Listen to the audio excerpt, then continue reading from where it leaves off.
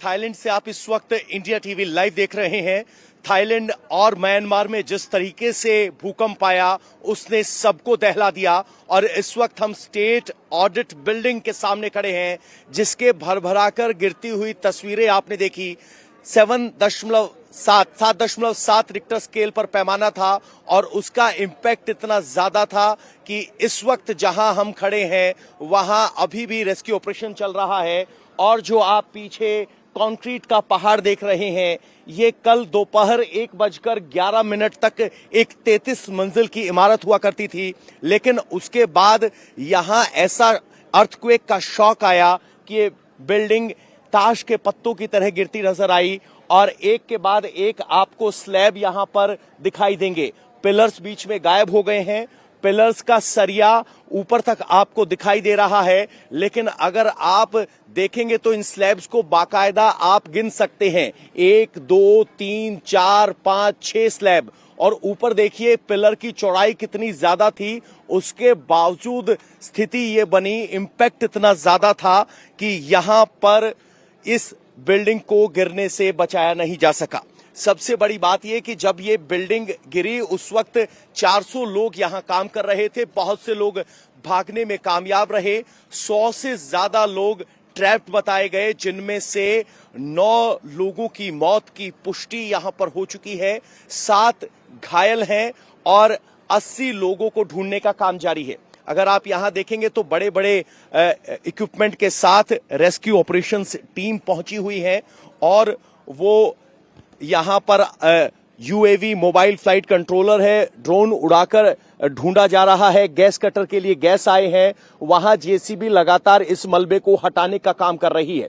और उस बिल्डिंग के साइड में जो स्ट्रक्चर है जहां से बाकी स्ट्रक्चर बचा हुआ है आप देखेंगे तो यहां उस पॉइंट ऑफ कांटेक्ट को आपको देखकर समझने की कोशिश कीजिए कि किस तरीके से यहां पिलर टूटे और उसके बाद ये पूरी तरह से मलबे में तब्दील हो गया है।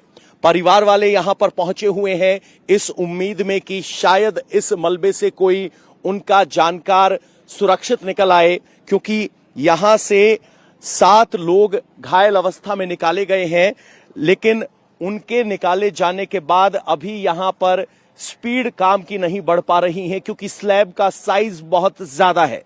इतनी बड़ी इमारत 33 मंजिल की इस इमारत की फिनिशिंग का काम चल रहा था। ये शीशे आप देख रहे हैं, इमारत के बाहरी हिस्से पर शीशे लगे थे जो कोलैप्स करके नीचे पड़े हैं, उनको हटाया गया है।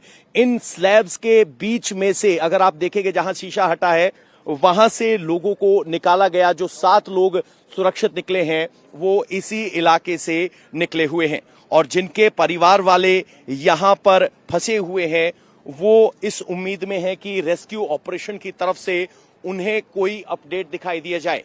ये मिसिंग पर्सन रिपोर्ट दाखिल करने के लिए यहां एक कॉरिडोर बनाया गया है जहां लोग लगातार पहुंच रहे हैं अपनों को ढूंढने के लिए।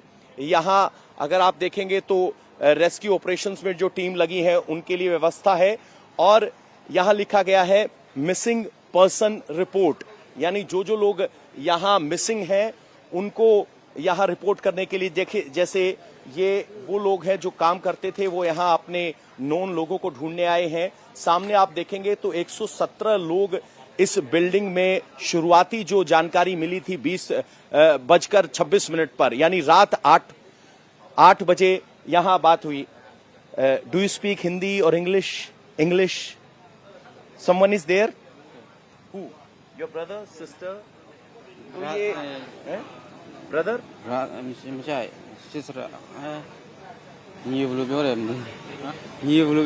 आप यहाँ यू आर वर्किंग हियर? तो यहाँ भाषा की थोड़ी दिक्कत है, अधिकारियों के पास आकर वो मिसिंग पर्सन रिपोर्ट फाइल कर रहे हैं कि हमारे कौन गायब हैं। अब मैं आपको बता रहा था कल रात को 8 बजे पुष्टि हुई थी कि 117 लोग मिसिंग हैं, जिनमें से 5 लोग घायल बताए जा रहे हैं, 9 लोगों की मौत की पुष्टि हो चुकी है और 80 लोग अभी भी यहां अंदर बताए जा रहे हैं। घायलों को यहां अगर निकाला जाता है तो उनके लिए एक कतार में लगातार यहां एम्बुलेंस खड़ी है और ये वो चुटचुक मार्केट इलाका है जहां पर एक के बाद एक बिल्डिंग्स हैं, जहां ये स्टेट ऑडिट की बिल्डिंग बन रही थी जिस पर एक कंस्ट्रक्शन हुआ। फायर फाइटिंग इक्विपमेंट्स के साथ यहाँ एक कतार में एम्बुलेंस लगी है और यहाँ लोगों को उम्मीद है कि शायद कोई निकल पाए, लेकिन अभी जैसे जैसे वक्त बीतता जा रहा है, 24 घंटे से कम का वक्त है, लेकिन दोपहर 1 बजे ये यहाँ के लोकल टाइम के हिसाब से बिल्डिंग कोलैप्स हुई थी। तो आप अंदाजा लगा सकते हैं कि यहाँ अब सिर्फ और सिर्फ बिल्डिंग का एक मलबा जिसे हम कह सकते हैं वो यहाँ मौजूद है। इंटरनेशनल मीडिया यहाँ लगातार रिपोर्ट कर रहा है। यहाँ जो काम कर रहे हैं उनके लिए एक कम्युनिटी किचन एस्टेब्लिश किया गया है। कतार में अगर आप देखेंगे तो एम्बुलेंसेस हैं। चूंकि यहाँ नेटवर्क की समस्या हुई थी तो मोबाइल नेटवर्क को खड़ा करने के लिए यहाँ इक्विपमेंट लगा दिए गए हैं। तो इस बिल्डिंग का जरा विस्तार समझिए। एक एनेक्चर ये था बिल्डिंग का और एक जो हाई राइज कॉम्पोनेंट था वो इस बिल्डिंग का गिर गया है।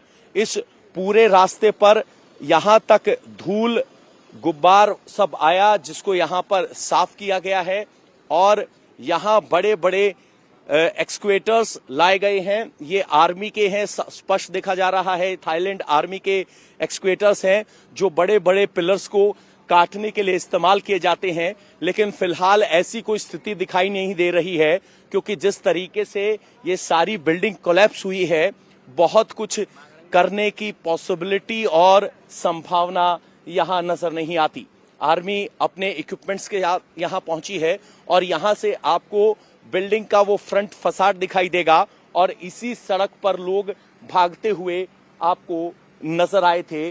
जब वो यहाँ से बचकर भागने की कोशिश कर रहे हैं, वो वीडियो आपने देखा, वो वीडियो इसी एंगल से शूट किया गया जहां ये पीछे बिल्डिंग आपको गिरती हुई दिखाई दी। ये बैंकॉक में आए भूकंप की सबसे बड़ी तस्वीर है। ये पूरा डिस्ट्रिक्ट वही इलाका है जहां एक के बाद एक बिल्डिंग है और इसी स्टेट ऑडिट बिल्डिंग के अंदर ये हादसा हुआ। गनीमत ये रही कि अंडर कंस्ट्रक्शन बिल्डिंग थी, लेकिन अभी भी 80 लोग यहां पर फंसे हुए हैं।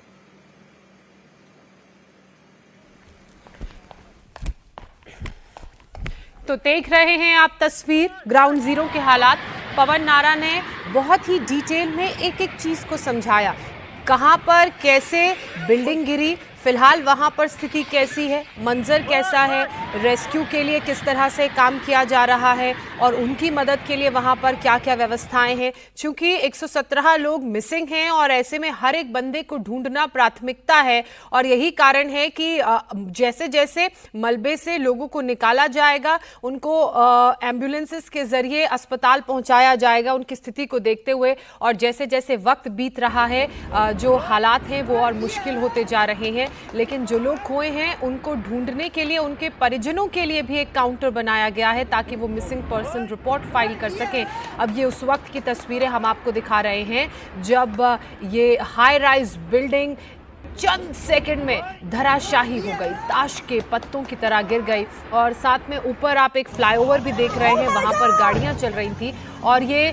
बैंकॉक की वो दूसरी तस्वीर जो होटल के ऊपर स्विमिंग पूल बना था, जब भूकंप के झटके आए तो किस तरह से पानी पूरा नीचे गिरने लगा। एक और तस्वीर हम आपको बैंकॉक की दिखा रहे हैं। भूकंप के बाद लोगों में किस तरह डर का माहौल था और अपनी जान बचाने के लिए खुली जगह भागते वो नजर आए। सायरन भी लगातार बज रहे थे। म्यांमार से जो तस्वीरें आई हैं वो भी कुछ इसी तरह की हैं। म्यांमार में ज्यादा नुकसान हुआ है।